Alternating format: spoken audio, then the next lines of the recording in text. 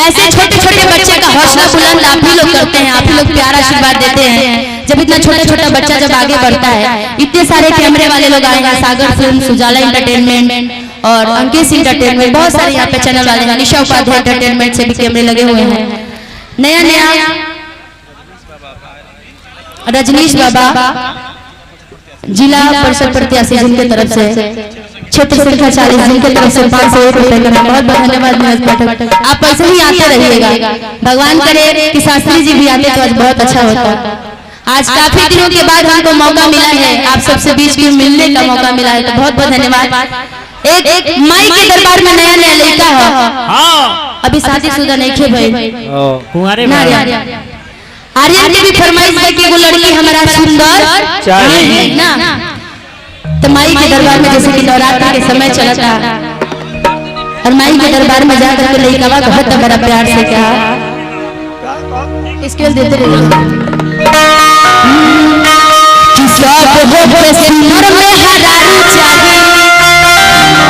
गनवा तो समझ लीजिए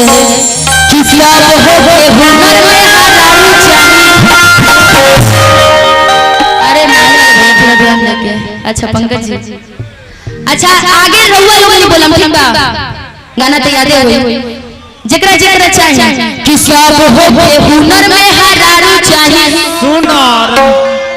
अच्छा सबनी लोग की ही अरदास है, रहुआ मेरा भी सुंदर चाहिए ना, केहू के खराब ना चाहिए, सबनी लोग आगे के विकास जी, सब लोग आगे के बताओ ता कि सब हो हुनर में हरारू चाहिए छुछुनर छुछुनर। बाप रे बाप, छुछुनर रातवा के बड़ा महके ला ना जी, तौसन हो जित रहुआ मतलब समझे कि जिंदगी बर्बाद है। वह छुछुनर दही पदौरी ना बताएं बहन, यहाँ पे उपस्थित है सभी लोग, बड़ा ऐसे मत कहिए, सुंदर मानिए।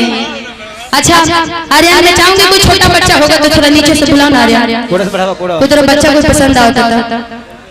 हाँ हम जानते हैं तो ये बच्चा पसंद, हम बनी हम कोरस बढ़ावा के हे दे, हाय लो आपको ज्यादा छोटे बच्चे हे दे बनी हम। अच्छा आ गया, चप्पल खोलना बाबू थोड़ा सा, चरण पादुका उतार दो। डांस करे आवेला ना नाचे आवेला, लड़का एक्सपायर बा, डांस करे बिल्कुल ना आवेला, खाली हिली ले। जेकरा डांस करे आवत हो छोट बच्चा ऊ ओकरा के तनी से भेजी जे समझत, हां हाय लइका समझ जाई, ई देखई से लागता ओकरे के भेज दे छोटका से ना, ई बहुत ज्यादा छोट पड़े अभी। अब आ जाएगा, एक चीज माने के पड़ी, जैसे जैसे उम्र बढ़ता लोग के बच्चा होके के कितना शौक करेला, आई जितना मंच पे वालों सब लोग अपन आपके बच्चे सोचता लोग कि हमहु बनी बच्चे बनी, हमरा के बोला हम भेज दीजिए, आ जाओ। बूढ़ो लोग ताऊ चाहेला कि हम लड़के हो जाए, आप आइए हम आई हम भेज दीजिए ना, ये कभी दांत नहीं टूटल रहे थे।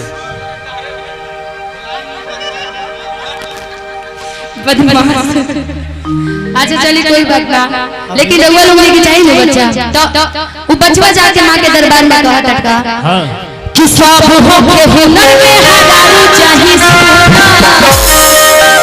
लेकिन ऐसे न जब चांद तनी दोनों हाथ उठा के सब कोई एक बार, बड़ा अच्छा म्यूजिक भी रउआ लोग बजाई ले, आवाज भी बड़ा अच्छा श्रोता देता है, तो जरा दोनों हाथ उठा करके जो हमारे साथ झूमना चाहता है जरा एक बार दोनों हाथ उठा करके, कैमरा तो फिर आप ले ही लीजिए, एक हाथ से कैमरा लीजिए, एक हाथ से हाथ में ऐसे उठा लीजिए कि सब हो के हुनर में हरारू चाहिए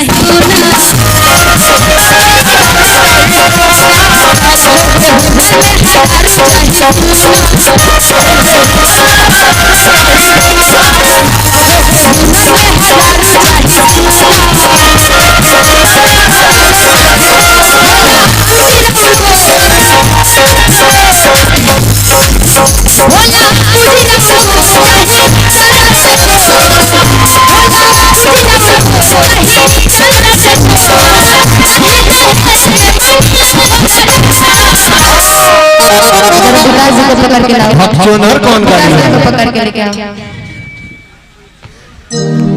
थोड़ी देर के लिए मान लीजिए कि भोले बाबा यहीं है, थोड़ा बैठिएगा, इन्हीं को मनाना है, ठीक है आर्यन? ठीक से बैठी भोले बाबा खानी भैया तक लैट्रिन बैठल बनी।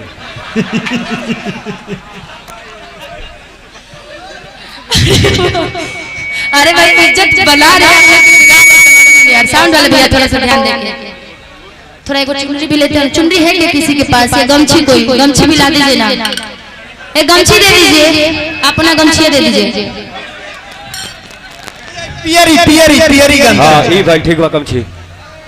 देख लीजिए कौन उड़ा रहा है, नहीं बोल, इन्हीं को मनाना है, ठीक है? जब गोर पूजने का बात आएगा, ठीक है? कि भोला पूजी राउर को और प्यार से दंडवत दंडवत साष्टांग दंडवत। हाँ, कमर में बांध लो, कमर में बांध लो, कमर में बांध लो। हाँ, ना कमर में बांधो तो कमरा में बांध लो। कमरा ना कमर में। एक बार ताली बजा दीजिए। हाँ, ये है अपन बिहार के ना जी। दंडवत कैसे प्रणाम किया जाता है? जब मेहरारू सुंदर चाहिए ना तो थोड़ी कष्ट करे के पड़ेला। कहल जाला कि जे जितना खोया है उतना पाया है ना जी। कुछ पावे खातिर कुछ खोए के पड़ेला। कैसे खोइबा? खुश रहो बच्चा। अब एकरे के एक्टिंग के साथ, जैसे कि आर्यन के भी 5 गो मूवी बहुत जल्दी लॉन्च होने वाला बा। आर्यन एकदम एक्टिंग के साथ में दंडवत करना है कि भोला पूजी राउर को। आशीर्वाद भी भोला जी दे रहे हैं कि चाही चलता चलो कि और थोड़ा पैरवा आगे निकालिए ना। चप्पल वाले भोला जी हैं हमारे। भगवान को चप्पल पहनले बड़े, लेकिन भक्तों चप्पल पहनले बा। और प्यार से, ठीक है? कि भोला पूजी राउर उठना मत जब तक मिल ना जाए कि चाही चलता चलो कि नहीं कहे मैं मांगिले क्या बात है? बैठे बैठे कमर कितना छेड़ रहा है कि सब हो के बचिला के सब लोग बोलिएगा कि सब हो के हुनर में हारू चाही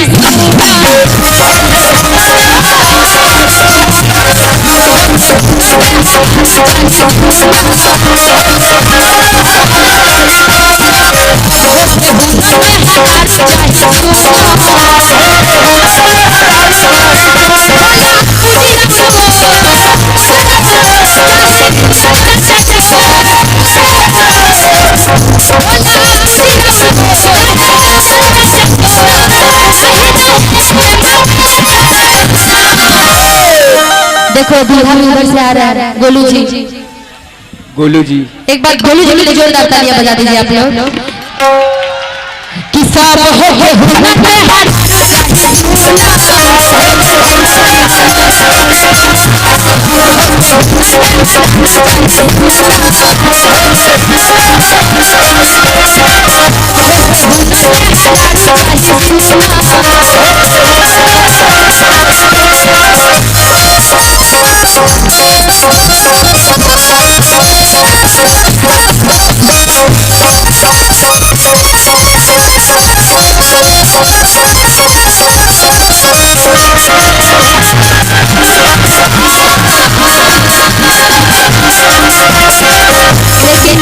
अपना जब हो जाता एक और दोस्त के साथ में रहते साउंड में मैक का आवाज बढ़ाइएगा। मैक का आवाज बैटरी नहीं है ऐसा तो दूसरा वाला मैक दे दीजिए। कहाँ है?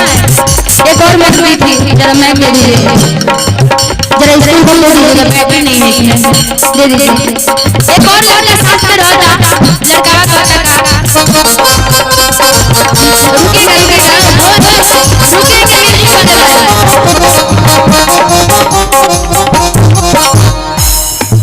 एक और लड़का साथ में रहता, वो उनको से कहता कि ठीक बा ई तो कहले कि सब हो के हुनर मेहरारू चाहिए सुनर, लेकिन एगो और लड़का ओकर साथ में कहता कि देखो भाई सुनर तो मिल जी हां, लेकिन एगो और थोड़ा काम करे के पड़ी। तो कहता कि का?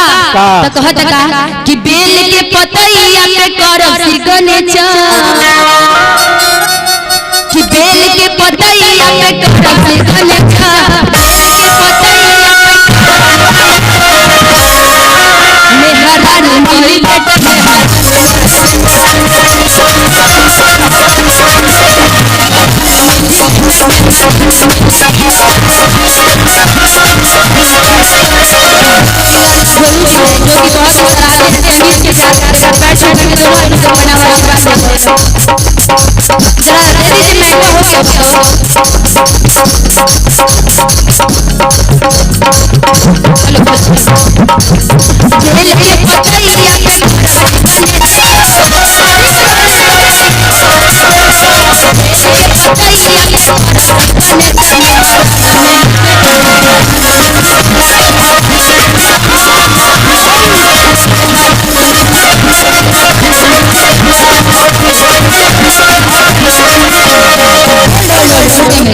जब इतना हो जाता लड़का के शादी हो जाता, शादी भैला के बाद मेहरारू तो घर में आ जाता, लेकिन लड़का की तो किस्मत बढ़िया रहता। ऐसे कि भोला बाबा की माता रानी से आशीर्वाद माते कि मेहरारू सुंदर चाहिए, उनका मेहरारू सुंदर मिल जाता है। लेकिन रहल बात अब औरतिया के, मेहरारू बेचारी किस्मत खराब मेहरारू के जब घरे जाती है, जब देखती अपना पति देव के कि राती के कितना हूँ लाइट जलता बॉल जलता, लेकिन उनका चेहरा दिखाई नहीं खे दे। ऐसे कि चाहत की मांग लड़का के रलक ना अरमान। हाँ ऐसे कि मेहरारू चाहिए सुनर, मेहरारू चाहिए बेटर, सब लड़का की फरमाइश रलक, लड़की के तो कोई फरमाइश रहे ना। हाँ करिया मेहरारू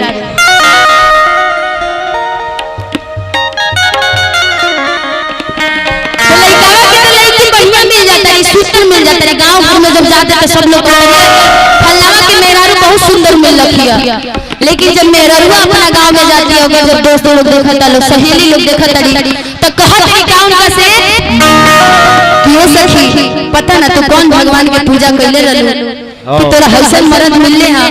तो औरतिया कहतिया का कहतिया कि करिया मिलल ना मरदा करिया मिलल ना। बेचारी लड़की का किस्मत देखती है कि करिया मिलल ना मरदा करिया मिलल। अरमान थोड़ा सा आगे से, तुम तो गोरे हो, ऐसे तुम्हारे लिए टेंशन की बात नहीं है।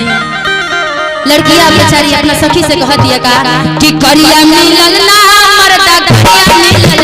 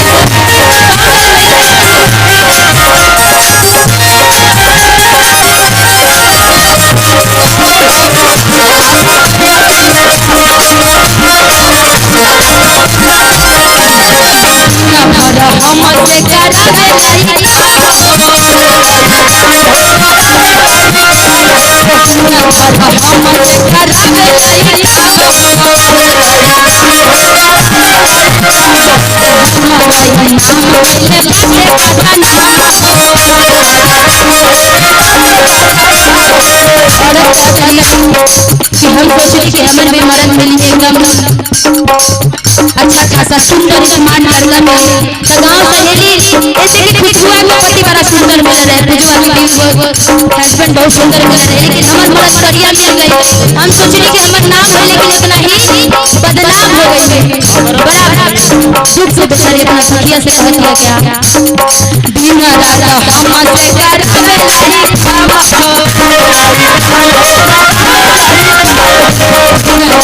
हमसे करवे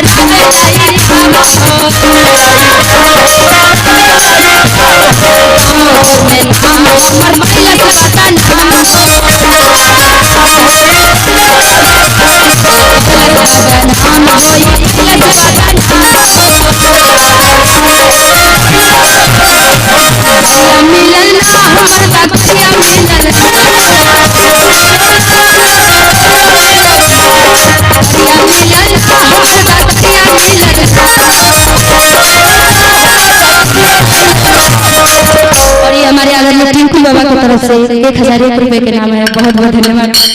जल्दी से भगवान करे कि टिंकू बाबा के भंडारे ऐसे धरा रहे और जल्दी मंच पे उपस्थित हो तो ज्यादा अच्छा रहेगा। और कहती है क्या कि करिया मिलल ना हमारा करिया मिलल